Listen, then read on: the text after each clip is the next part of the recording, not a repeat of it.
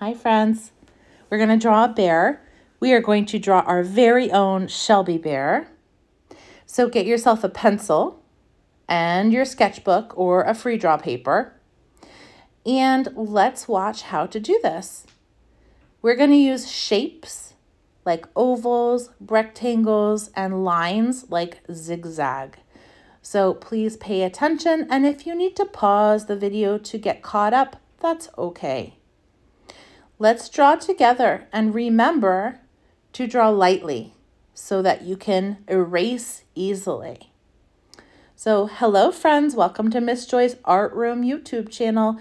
Let's draw together today. When I'm drawing with my pencil here, I'm going to basically just do 3 simple circles. One's for the head and a little one on each side for the ear.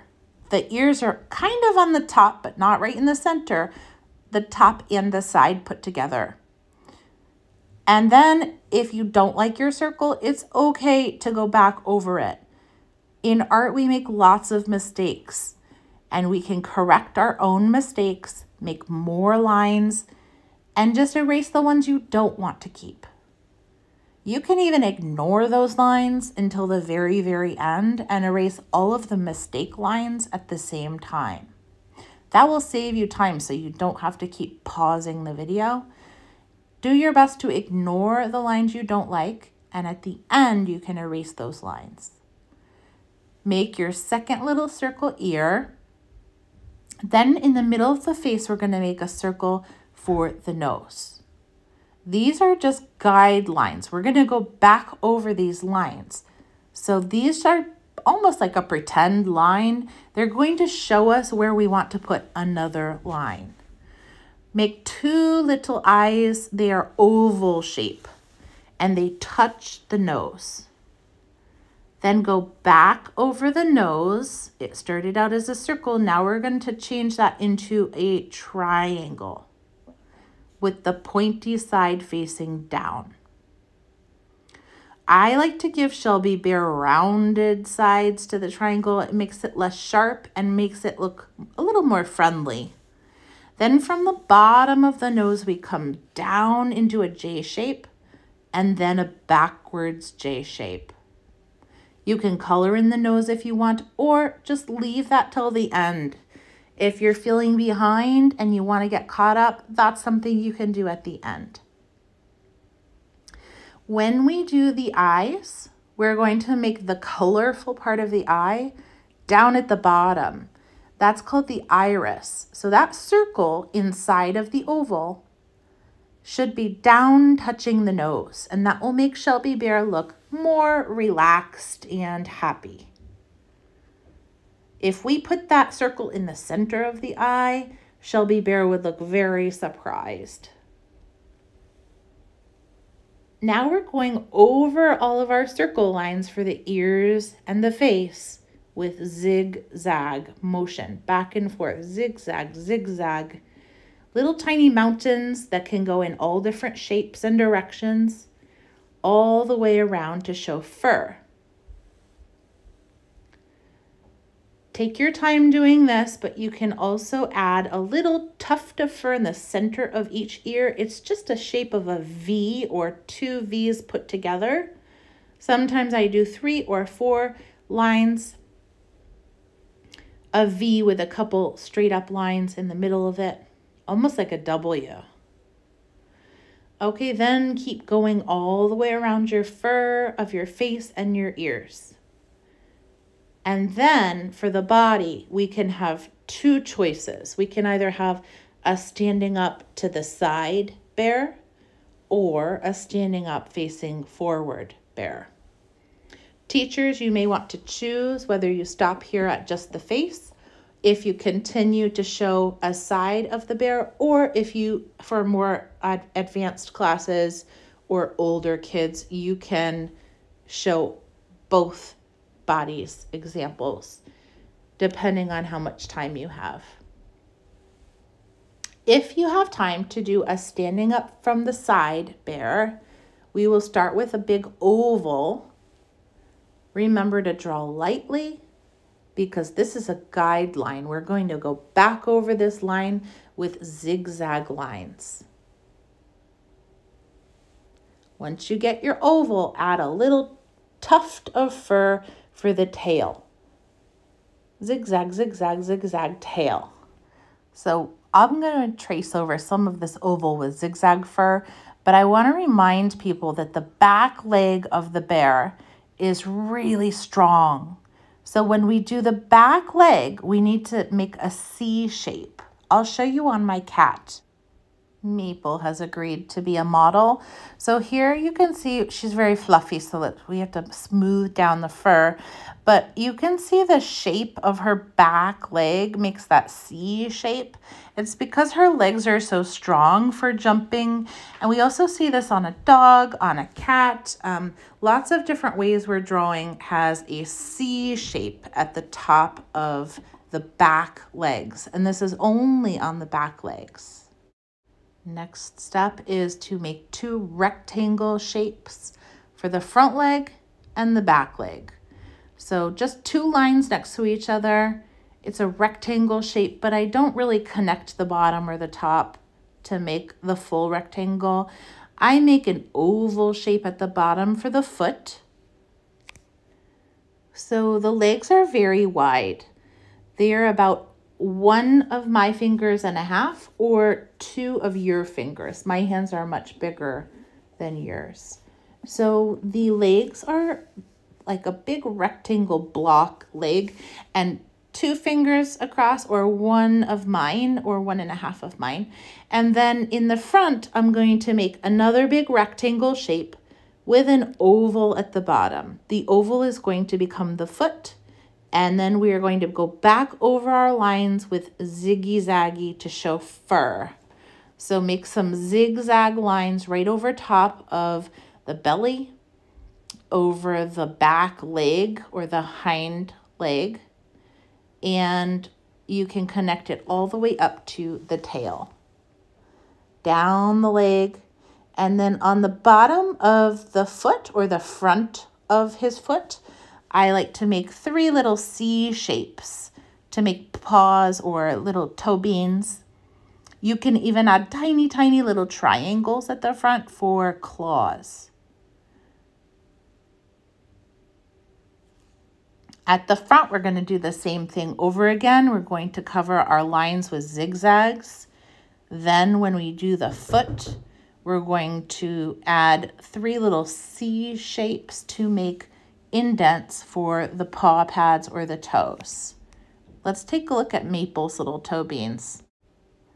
So you can see how there's like a little indentation above each toe on her paw. So that's what we're recreating by that little C shape on the front of the toe or the paw.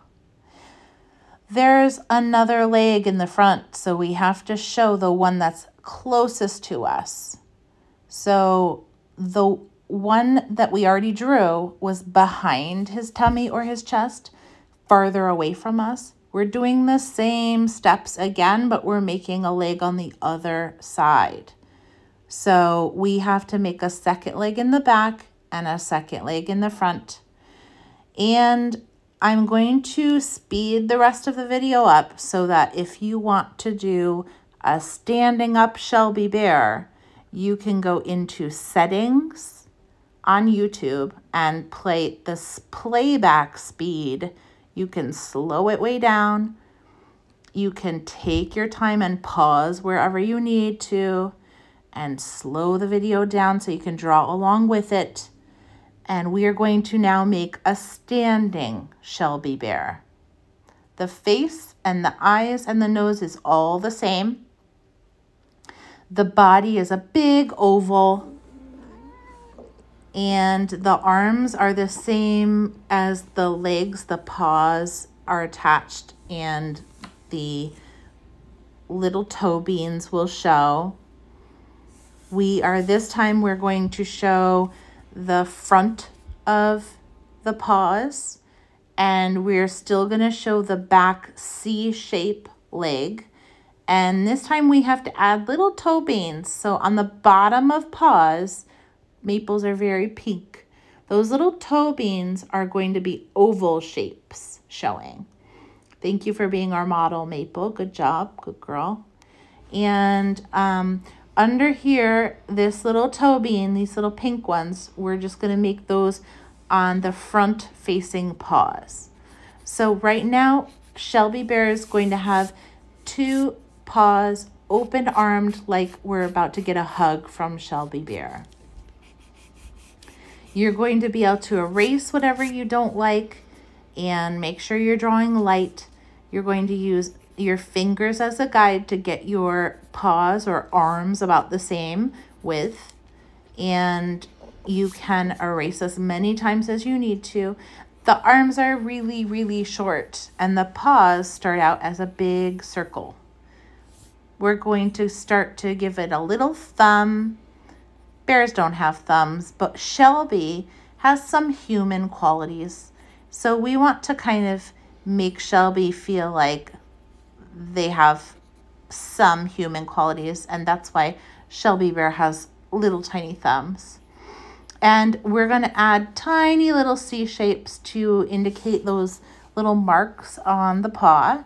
And we're going to go back over, just like we did before, with ziggy-zaggy lines to show fur. And here's where we add the toe beans. Little tiny ovals, 4 of them. There's not much of a neck on a bear. It's really strong animal. So don't worry about doing a neck. Just do the head on top of the oval body. And here at the bottom, Shelby Bear's legs, remember that C shape? They kind of stick out. We're basically doing the shape of an oval on either side. And we're not going to see the whole oval because some of that leg goes behind. So it goes back behind Shelby onto Shelby's bottom, and we don't see that part. It goes behind. So we only see half of that oval. Erase whatever you need to erase. And then at the bottom, same kind of feet. We're going to do an oval at the bottom, flat to the ground, and then zigzags back over everything for fur. The oval feet go down and out, flat on the ground and out to each side. Add those little C-shape toe beans, claws if you want them, little tiny triangles for claws. And then we can give them a little tum-tum if you want to make an oval shape in the center, and then go back over the oval with fur. Erase whatever you need to get rid of, or wait until the end like I do to get rid of all the markings that you don't want to keep.